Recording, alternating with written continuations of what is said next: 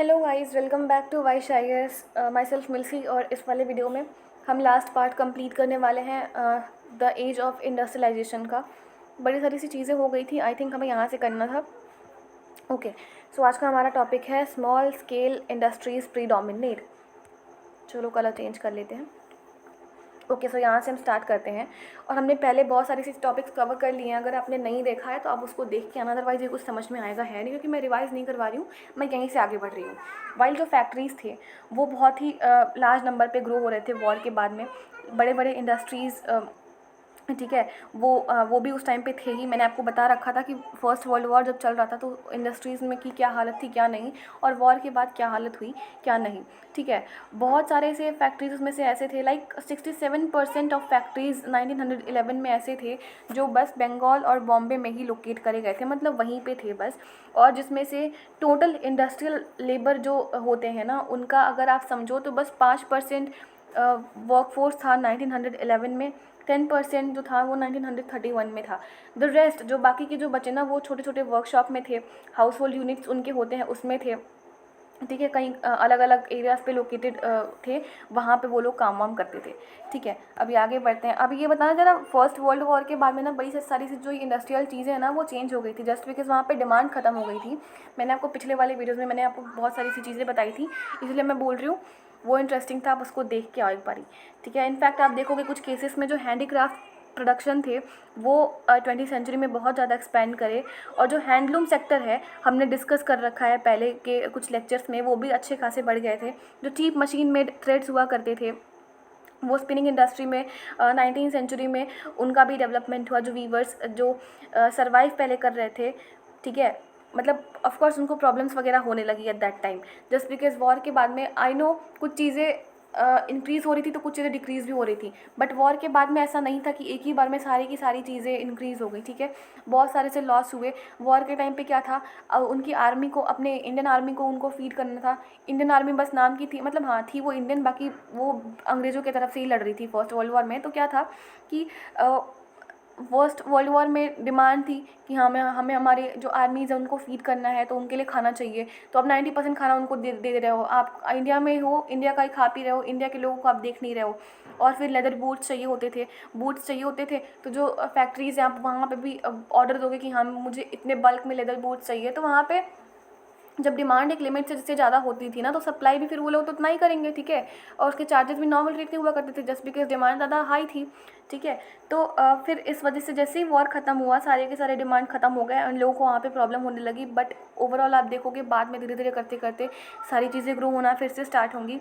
20वीं century में जो handloom का जो ये क्लोथ का ये उत्पादन है, यू कैन से, वो एक्सपैंड करा ऑलमोस्ट 1900 से लेकर के 1940 के बीच में, मतलब इतने साल लगे एक्सपैंड करने में। ठीक है, ये सारे का सारा मैंने टॉपिक यहाँ पे कंप्लीट करवाया।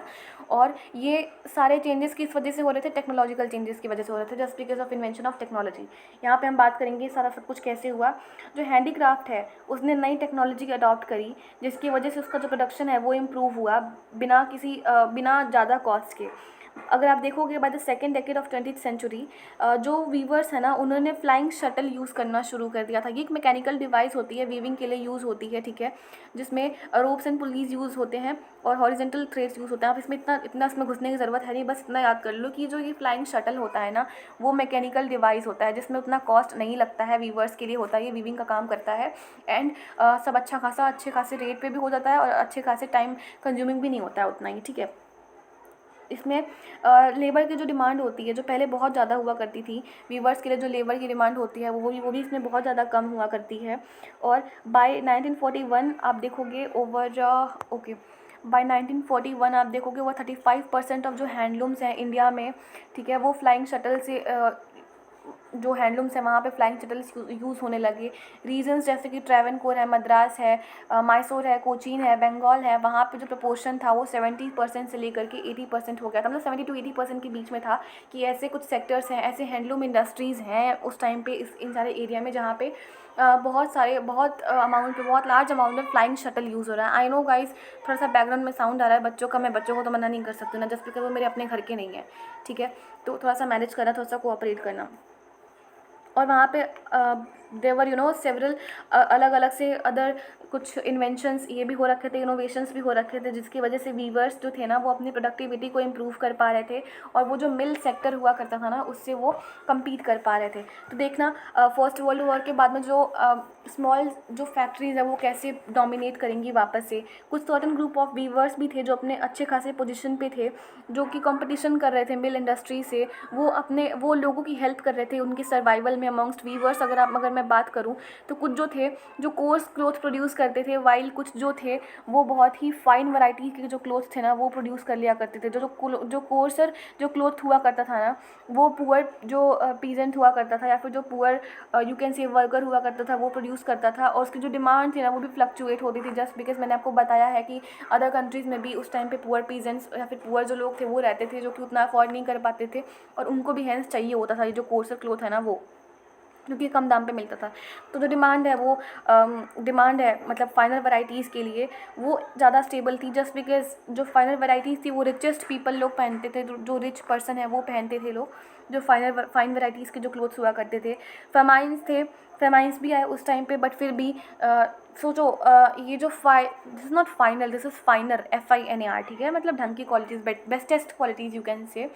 जो वो लोग इतने ज़्यादा स्टेबल हो गए थे फाइनर वैराइटीज़ ऑफ कॉटन क्लोथ को सेल करते करते कि जब क्या नाम है ये फेमाइंस आया, माइंड ने जब फेमाइंस आया तो उनकी जो बनारसी और जो बालूचरी साड़ीज़ और जो बनारसी साड़ीज़ हैं उनके सेल में कोई अफेक्ट नहीं आया। ऑफ कोर्स सेल वगैरह कम हुई, बट फिर भी उनकी लाइफ पे कोई अफेक्ट नहीं आया, जस्ट बिकॉज उन्होंने अपनी इतनी ज़्यादा अर्निंग कर ली थी अपने फाइनर जो क्वालिटी थी ना, फाइनल वैरायटी ऑफ क्लोथ्स थे उसके वजह से।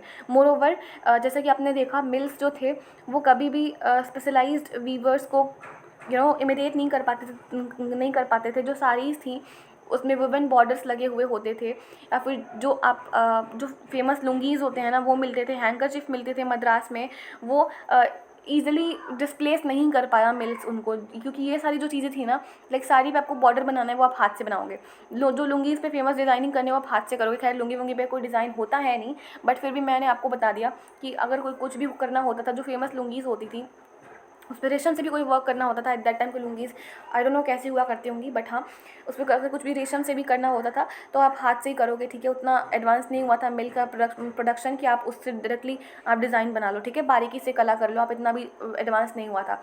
हैंकरचीफ है मद्रास की, आपको वहाँ पर कोई डिज़ाइन बनानी है, बॉर्डर्स पे एकदम थिन लेयर में डिज़ाइन बनानी है तो आप मशीन से नहीं कर पाओगे, तो जो मिल्स में जो मशीन रखा आप उससे नहीं कर पाओगे। तो इतना ईजी भी नहीं था इसको सारा इन सारे सबको मतलब हैंड की जो वीविंग इंडस्ट्री थी उसको मिल के वीविंग इंडस्ट्री से डिस्प्लेस करना, ठीक है। जो वीवर्स थे, जो अदर क्राफ्ट पर्सन थे, जिन्होंने अपना प्रोडक्शन को एक्सपैंड करना शुरू करा 20th सेंचुरी में, वो मतलब हाँ एक टाइम के बाद वो प्रॉस्परस हो गए थे। This is not weavers, this is weavers, ठीक है। They did not necessarily prosper, just a minute, हाँ अभी बढ़ेंगे नेक्स्ट टॉपिक की तरफ, जस्ट एक मिनट रुक जाओ, ठीक है। वो उतने प्रॉस्पर नहीं हुआ करते थे इतना काम करने के बाद भी वीवर्स, और जो अदर क्राफ्ट पर्सन हुआ करते थे जो अपने हाथ से काम करा करते थे वो हार्ड लाइफ जीते थे, घंटों घंटों काम करते थे, और उनके जो जितने भी एंटायर हाउस होल्ड में जितने भी मेम्बर्स थे, वेमेन चिल्ड्रन, सारे के सारे काम में लगे हुए होते थे। जो वर्क थे वो वेरियस स्टेजेस पे हुआ करती थी। अदर प्रोडक्शन प्रोसेस में भी उसमें बहुत सारे से स्टेजेस हुआ करते थे, लाइक स्पिनिंग, पहले तो थ्रेड होगा, फिर उसको स्पिनिंग, रोलिंग, पता नहीं क्या क्या होता था उसमें। मैंने आपको आई थिंक पिछले वीडियोज़ में मैंने बहुत डिटेल में बता रखा है, ठीक है। आप उसको एक बार चेक करके आना, देखना उसको। उनको वेरियस स्टेजेस पे वर्क करना पड़ता था और अलग अलग बंदे काम करते थे। मैं जैसे कि मैंने बताया ना कि हाँ सारा सब कुछ इन्वेंशन हुआ था, बट इतने ब्रॉड लेवल पे नहीं हुआ था ना। अब आप 90% इन्वेंशन कर दोगे, 10% आबादी अभी भी इलिटरेट है, अभी भी वो अफोर्ड नहीं कर सकते, तो आप उनको फ्री में मशीन थोड़ी ना बांटोगे, राइट। उनकी जो लाइफ थी, उनकी लेबर थी, वो एक इंटीग्रल पार्ट बन गई इंडस्ट्रियलाइजेशन के प्रोसेस का। और अभी बढ़ते हैं हमारे लास्ट वाले टॉपिक की तरफ में, market for goods. What was that? Okay, market for goods. अभी हम यहाँ पे बढ़ते हैं, ठीक है। हमने अभी तक देखा कि कैसे ब्रिटिश मैन्युफैक्चरर्स ने हमारे इंडियन मार्केट को डोमिनेट करा, कैसे हमारे इंडियन वीवर्स जो थे, क्राफ्ट पर्सनस जो थे, क्राफ्टमैन थे, ट्रेडर्स थे, इंडस्ट्रियलिस्ट थे, इन्होंने कॉलोनियल कंट्रोल के अंदर ही कैसे आ गए। फिर इन्होंने कैसे टैरिफ प्रोटेक्शन की डिमांड करी, अपना ओन स्पेस बनाया, अपना अलग इंडस्ट्रीज़ ओपन करा हमारे इंडियन पीपल ने, इंडियन इंडस्ट्रियलिस्ट ने। इन्होंने अपने मार्केट को एक्सटेंड करने की काम करी अपने प्रोड्यूस के थ्रू। बट जब ये नया नया प्रोडक्ट्स जब आएगा तो लोग उसको क्या करेंगे लोग कि बाकी के जो लोग उनको देख रहे हैं वो फैसिनेट हो इसको देख करके, वो इसको ख़रीदने के लिए मतलब क्यूरियस हो, ठीक है। तो इसके लिए उन्होंने क्या करा, इसके लिए उन्होंने एडवर्टाइजमेंट करना शुरू करा। एक नया वे था कि नए कंज्यूमर को आप अट्रैक्ट कर सकते हो through your advertisement. As you know कि जो एडवर्टाइजमेंट होता है वो प्रोडक्ट को बहुत ही ज़्यादा डिज़ायरेबल बना देता है, ठीक है। एक एडवर्टाइजमेंट आप यहाँ पे हो गया, और एडवर्टाइजमेंट ने ना लोगों के माइंड को शेप करने का काम करा, लोगों की नई नई नीड्स को बदला, ठीक है। और एडवर्टाइजमेंट आप देखोगे ना नई नई डिज़ायर्स क्रिएट करता है, नई नई जो इच्छाएं होती हैं वो क्रिएट करता है। आज हम जिस वर्ल्ड में रहते हैं जहाँ पे एडवर्टाइजमेंट ही एडवर्टाइजमेंट है, आप कहीं पर भी निकल जाओ, नो मैटर वो दीवार अच्छी या गंदी है, 100 साल पुरानी है, आपको वहाँ पे एक पोस्टर चिपका हुआ मिल जाएगा, ठीक है। चाहे वो सोप का हो या फिर किसी भी चीज़ का हो, मिल जाते हैं, ठीक है। मुझे तो बहुत मिलते रहते हैं ऐसे, सबने देख रखा होगा ऐसे। बट अगर आप इसकी हिस्ट्री में जाओगे ना तो आपको ये देखने को मिलेगा from the very beginning of industrial as जो एडवर्टाइजमेंट है उसने हमारे डेली लाइफ को बहुत ही ज़्यादा इम्पैक्ट करा है, और उसने एक अलग ही रोल प्ले करा है हमारे मार्केट को एक्सपेंड करने में प्रोडक्ट्स के लिए, और हमारे नए कंज्यूमर कल्चर को एक नया शेप देने के लिए। जब मैनचेस्टर इंडस्ट्रियलिस्ट इन्होंने कपड़े अपने बेचना स्टार्ट करे तो उन्होंने ना लेबल्स लगा दिए अपने क्लोथ्स पे, ठीक है। लेबल्स क्या लगाए, लाइक मेड इन मैनचेस्टर, ठीक है। यहाँ ये जो होता है ना लाइक मेड इन चाइना, वो कैपिटल लेटर में लिखा हुआ होता है, इन्होंने यहाँ पे लगाया what is vampire doing here, ठीक है। जस्ट अ मिनट, ये वैम्पायर नहीं है गाइस, ये मिस्टेक हो गया है। ये लोग यहाँ पे पीपल सॉ, जब ये लोग देखते थे कि हाँ मेड इन मैनचेस्टर लिखा हुआ होता था वहाँ पे बोल्ड में कैपिटल लेटर में उनके लेबल पे, तो उनको ना बहुत ही एक्साइटमेंट फील होता था, और बहुत ही उससे वो उम्मीद लगाते थे कि अच्छा ये तो मैनचेस्टर से बन के मैनचेस्टर वाला कपड़ा है ये, इससे उसको खरीदने के लिए ना लोग बहुत ही कॉन्फिडेंट होते थे। अगर आज आप चले जाओ ज़ारा में चले जाओ, H&M में चले जाओ, आपको लगेगा कि हाँ यहाँ पे तो हम डाउट कर ही नहीं सकते, ठीक है। जबकि टू बी वेरी ऑनेस्ट वहाँ पे कि मुझे 50 to 60% क्लोथ्स वहाँ आती लगते हैं, मतलब नो डिज़ाइन नथिंग एल्स। तो वो बस वो ब्रांड का नाम है, इस वजह से वो चल रहा है, क्वालिटीज़ अच्छी होती हैं तो इस वजह से वो चल रहा है, ठीक है। और end of course at that time वो बोल्ड लेटर में लिखा हुआ होता था लाइक मेड इन मैनचेस्टर। इस वजह से वहाँ के जो लोग थे, हमारे इंडियन पीपल भी थे, उसको ज़्यादा अफोर्ड कर पाते थे। अफोर्ड इन द सेंस कि वो उनका मन करता था बाय करने का कि हाँ चलो ठीक है, मशीन मेड गुड्स है तो ये कभी ख़राब नहीं हो सकता और हम इसको अफोर्ड कर सकते हैं, ठीक है। उसके बाद में आप देखोगे जो लेबल था, ओके मैंने ये तो बता दिया, मैंने लेबल के बारे में मैंने बता दिया। आप यहाँ पे कान्हा जी की इमेज देख सकते हो, बहुत सारे से इंडियंस ने ऐसे गॉड एंड गॉडेसेस के इमेज लगा दिए वहाँ पे कि लोग अट्रैक्ट होंगे। ये जो लेबल्स थे ना हमेशा ये वर्ड्स एंड टेक्स्ट ही नहीं कैरी करते थे, ये कभी कभी इमेजेस भी कैरी कर लिया करते थे जो कि बहुत ही ज़्यादा ब्यूटीफुली इलस्ट्रेट करे गए होते थे। इमेजेस होते थे इंडियन गॉड के, इंडियन गॉडेसेस के, वो हमेशा ही इन ऐसे लेबल्स पे हुआ करते थे। आप यहाँ पे देख सकते हो कान्हा जी को कैसे ब्यूटीफुली इनको बैठाया गया है। मेरे कान्हा जी यहाँ पे बैठे हुए हैं, आई मीन आप सबके कान्हा जी। कंट्रोवर्सी मत करना गाइस, ठीक है। सबको अपना रिलीजन पसंद होता है, हमको तो बहुत पसंद है, ओके। सो अगर हम ओल्ड वाले लेवल्स को देखें तो हमें एक आइडिया मिलेगा कि ये जो मैन्युफैक्चरर का माइंड कैसा था, उनके कैलकुलेशंस कैसे थे, और वो कैसे लोगों का ब्रेन वॉश करना चाहते थे। ब्रेन वॉश करने का मतलब ये है कि वो अच्छे स्केल पे ब्रेन वॉश करने की मैं बात कर रही हूँ, गंदे वाले स्केल पे ब्रेन वॉश करने की मैं बात नहीं कर रही हूँ। जो इमेजेस थे इंडियन गॉड्स एंड गॉडेसेस के, वो वहाँ पे लेबल्स पे लगे हुए होते थे। ऐसा होता था कि अगर एसोसिएशन दिखाया जाएगा गॉड के साथ में या फिर किसी डिवाइन पावर के साथ में, तो लोग ना उससे अट्रैक्ट ज़्यादा होंगे और लोगों को लगेगा कि हाँ ये इसमें भगवान जी की ब्लेसिंग्स हैं तो हमें इसको खरीदना चाहिए। यहाँ पे आप कान्हा जी की इमेजेस देख सकते हो, जस्ट अ मिनट, हाँ यहाँ पे आप देखो सरस्वती जी की इमेजेस आप देख सकते हो, ठीक है। और बगल में दो गॉडेसेस और भी बैठी हुई हैं। नीचे यहाँ पे सोप लिखा हुआ है तो कहीं ना कहीं ये सोप का ऐड कर रहा है। यहाँ पे आप यहाँ पे एक और इमेज देख सकते हो, ठीक है। Just a minute guys, okay. So late 19th century जो मैन्युफैक्चरर्स हुआ करते थे, मतलब जो मैन्युफैक्चरर्स हुआ करते थे, उन्होंने कैलेंडर्स को प्रिंट करना चालू करा अपने प्रोडक्ट्स को पॉपुलराइज़ करने के लिए। अनलाइक न्यूज़पेपर एंड मैगजीन्स, जो कैलेंडर्स हुआ करते थे जो लोग मतलब पढ़ नहीं पाते थे कैलेंडर्स। पहले के टाइम पे कैलेंडर्स जो थे ना वो संस्कृत वगैरह में हुआ करते थे और सब लोग संस्कृत नहीं पढ़ पाते थे, ठीक है। एक मिनट, सब लोग संस्कृत वगैरह नहीं पढ़ पाते थे, ठीक है। तो जो ये बट फिर भी कैलेंडर्स की प्रिंटिंग चालू रही। और जो टी शॉप्स हुआ करते थे पुअर पीपल्स के घर में, पुअर पीपल जो हुआ करते थे वो अपने टी शॉप्स को लगाते थे। अलग अलग से जो नॉर्मल से जो और जॉब्स होते हैं ना, लाइक टी शॉप हो गया, कुछ अलग सा चीज़ लगा लिया यहाँ पे, जब वो लोग ये लगाते थे तो आगे ये लोग पोस्टर लगा दिया करते थे किसी भगवान के साथ में एसोसिएट करके कि ठीक है आइए हमारे वहाँ, लाइक ठीक है। ये एडवर्टाइजमेंट का एक प्रोपेगेंडा होता है, अपना ये एजेंडा होता है जिससे कि हमारा दुकान चले। आज भी हमें ये बहुत सारी सी चीज़ें देखने को मिल जाएंगी कि रिलीजन के नाम पे क्या क्या होता है। और हाँ, बहुत सारी सी चीज़ें हो रही है रिलीजन के नाम पे, ठीक है। तो अभी आगे बढ़ते हैं। और ये एडवर्टाइजमेंट भी अगर ये लोग कैलेंडर्स का करते थे ना, तो वहाँ पे भी ये लोग गॉड एंड गॉडेसेस की लगा दिया करते थे। फॉर एग्जांपल ये जो मैंने अभी बात करी ना, ये एक कैलेंडर का ही एडवर्टाइजमेंट है जहाँ पे इन्होंने गॉड एंड गॉडेसेस का पिक्चर लगा दिया है। और यहाँ पे ब्लर हो गया है, आई थिंक कुछ लिखा है, ब्लर हो नहीं गया, ब्लर है ही बुक में ऐसा ही, ठीक है। यहाँ पे कुछ लिख रखा है संस्कृत में, आप उसको पढ़ लेना अगर आपको संस्कृत आती वाती होगी तो, ठीक है। और जब लोग ऐसे गॉड को देखते थे तो वो लोग प्रोडक्ट्स को जल्दी खरीदते थे। लाइक आप देखोगे जो ना गॉड की जो इमेज थी वो लोगों को बहुत पसंद आती थी। जो इम्पोर्टेंट पर्सनेज लोग इनको मानते थे, एम्परर्स और जो नवाब हुआ करते थे, वो इन एडवर्टाइजमेंट और एंड जो कैलेंडर्स को ना ख़रीदा करते थे। और जो मैसेज था वो रॉयल फिगर का जो मैसेज था वो लोगों तक कन्वे करते थे। लाइक इन सारे प्रोडक्ट्स को लेकर के अपने में रिस्पेक्ट इन लोगों में जनरेट होती थी। और ये सारी की सारी चीज़ें काम आई हमारे किसमें, स्वदेशी मूवमेंट में। मतलब स्वदेशी मूवमेंट में काम आई एक तरीके से, मैं कह रही हूँ कि जो ये एक मैसेज था स्वदेशियों के लिए कि हाँ ये नेशनलिस्ट मूवमेंट है, ये नेशनलिज्म वाली जो फीलिंग है वो जनरेट कर रही हैं, एंड हेंस हमारे स्वदेशी मूवमेंट में बहुत काम आई थी। सो ये वाला चैप्टर भी यहीं पे ख़त्म होता है। इस चैप्टर को अगर हम कंक्लूड करें, आई डोंट नो बैकग्राउंड में नॉइज़ आ रही है, so I am getting disturb right now. So anyway बस 2 लाइन का और है, सुन लो, उसके बाद में चैप्टर ही ख़त्म हो जाएगा।